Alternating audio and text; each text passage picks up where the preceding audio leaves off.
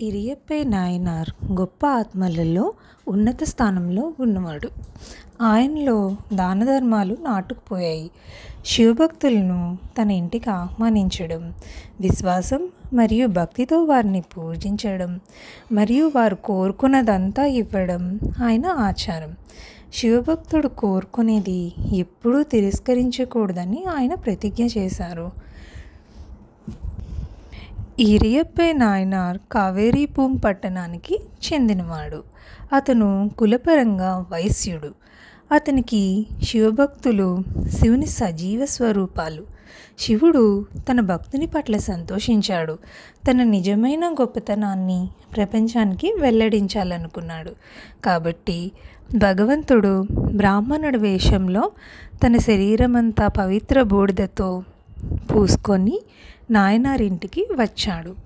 ఆ పవిత్ర పురుషుణ్ణి చూడడం నాయనార్ను పులకరింపజేసినప్పుడు అతను బ్రాహ్మణుడిని ఎంతో ఆనందంగా స్వాగతించాడు.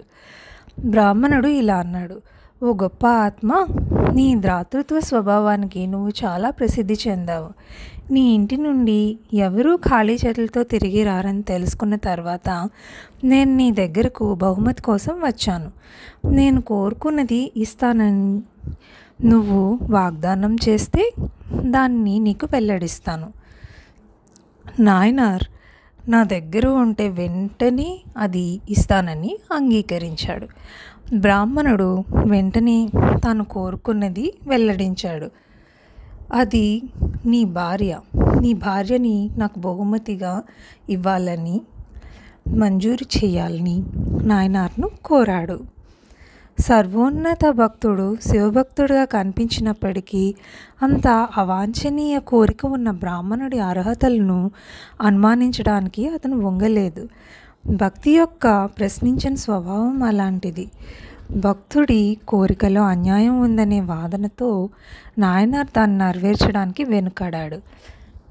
వెంటనే అతను లోపలికి వెళ్ళి జరిగినదంతా తన భార్యకి చెప్పాడు.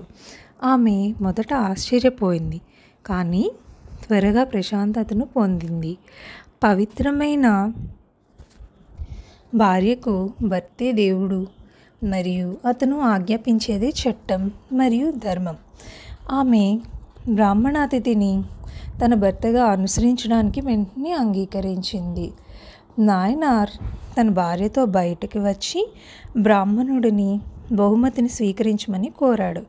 అయితే బ్రాహ్మణుడు భార్య బంధువుల కోపానికి భయపడి వారు పట్టణం నుండి సురక్షితంగా బయటకు వచ్చే వరకు మరియు ప్రమాదం నుండి బయటపడే వరకు తమతో పాటు రావాలని నాయనార్ను కోరాడు.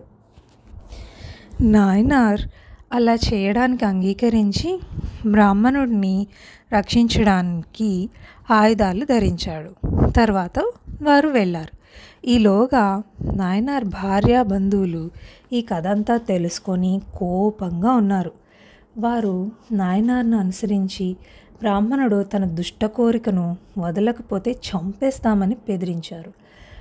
బ్రాహ్మణుడు బయటపడినట్టు నటించాడు. అయితే నాయనార్ భార్య నాయనార్ వారందరినీ ఓడించగలడని అతనికి హామీ ఇచ్చింది. నాయనార్ వారితో పోరాడడానికి సిద్ధంగా ఉన్నాడు. బంధువులు నాయనార్ను మొత్తం అన్యాయాన్ని ఒప్పించడానికి ప్రయత్నించారు మరియు వారు చేయలేరని తెలుసుకున్నప్పుడు వారు అవమానానికి లొంగిపోవడం కంటే అతని చేతుల్లో చనిపోవడానికి ఇష్టపడ్డారు. నాయనార్ వెంటనే వారి పైకి దూసుకెళ్ళి వారి తలలు నరికేశాడు. వారందరూ చనిపోయారు మరియు శివుని దయ ద్వారా తన భక్తుడిని పూజించే ప్రతిజ్ఞ నిలబెట్టుకోవడంలో విజయం సాధించాడనే ఆలోచనతో బ్రాహ్మణుడు మరియు భార్యతో ముందుకు సాగాడు. వారు తిరుచైకాడు ఆలయానికి చేరుకున్నప్పుడు బ్రాహ్మణుడు నాయనార్ను తమను వదిలి తిరిగి రమ్మని కోరాడు. నాయనార్ బ్రాహ్మణుడికి సాష్టాంగ నమస్కారం చేసి తన అడుగులు ఇంటికి తిప్పాడు. అతను ఇంటికి తిరిగి వెళ్ళే ప్రయాణంలో కొన్ని గజాలు కూడా ముందుకు సాగకపోవడంతో బ్రాహ్మణుడు మళ్ళీ నాయనార్ను బిగ్గరగా పిలిచాడు. ఆ బృందంపై మరొక దాడి జరిగి ఉండొచ్చని భావించి నాయనార్ బ్రాహ్మణుడు ఉన్న చోటికి తొందరపడ్డాడు. కానీ అతనికి ఆశ్చర్యంగా అతను అదృశ్యమయ్యాడని మరియు అతని భార్య అక్కడ ఒంటరిగా నిలబడి ఉందని కనుగొన్నాడు. అతను బ్రాహ్మణుడి కోపం ఇక్కడ మరియు అక్కడ వెతికాడు మరియు అతను కనిపించకపోవడంతో ఆందోళన చెందాడు. ఇదిగో శివుడు మరియు తల్లి పార్వతి ఆకాశంలో కనిపించి నాయనార్ మరియు అతని భార్యను ఆశీర్వదించారు. ఓ గొప్ప ఆత్మలారా, నా భక్తుల పట్ల మీకున్న భక్తికి నేను చాలా సంతోషిస్తున్నాను. మీరిద్దరూ అతి త్వరలో నా నివాసానికి చేరుకుంటారు. ఈ మాటలతో భగవంతుడు అదృశ్యమయ్యాడు. నాయనార్ మరియు అతని భార్య ఆయన నివాసానికి చేరుకొని అక్కడ ఆనందించారు. ఆయన చేతిలో మరణించిన నాయనార్ బంధువులు కూడా భగవంతుడి పాదపద్మములను పొందారు.